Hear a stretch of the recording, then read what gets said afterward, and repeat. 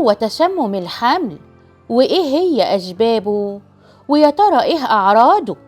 وهل ممكن إن تسمم الحمل يسبب مضاعفات ليا وللجنين؟ كل الأسئلة دي أنا هجاوبك عليها، بس الأول ادخلي على اللينك واعملي اللايك. أبليكيشن الداية تقدري دلوقتي تعرفي منه أقرب صيدلية ليكي والتقييم بتاعها كام، وكمان عناوين ومواعيد الدكاترة، وكمان المعامل وخدماتها. حملي أبليكيشن الداية دلوقتي.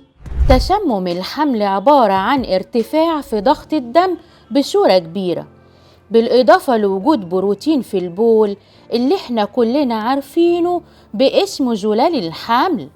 طب ايه هي أسبابه؟ وجود خلل في المشيمة أو وجود تاريخ عائلي مرضي زي العوامل الوراثية، وكمان سوء التغذية، ده غير ضعف الأوعية الدموية والإصابة بأحد الأمراض المناعية والسمنة المفرطة والإصابة بمرض السكري أو ارتفاع ضغط الدم أو أمراض الكلى. طب يا ترى أعرف إزاي إن أنا عندي تسمم حمل؟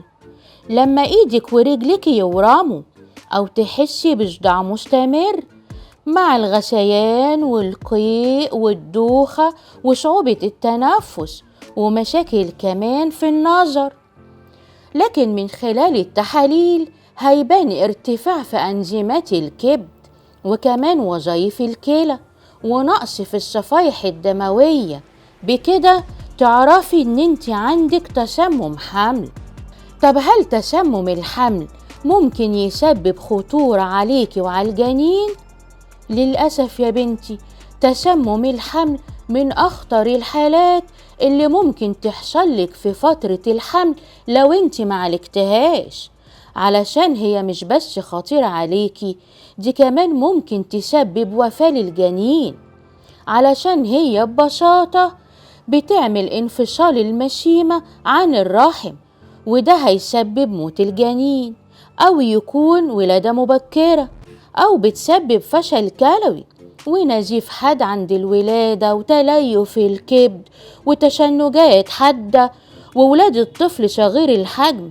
ده غير يا بنتي الإصابة بأمراض القلب والأوعية الدموية ولا قدر الله السكتة الدماغية.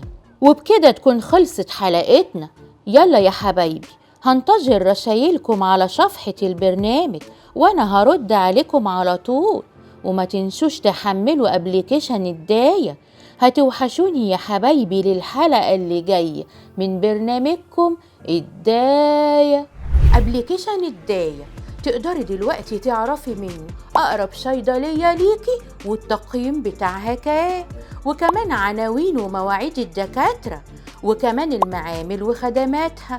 حملي أبليكيشن الداية دلوقتي.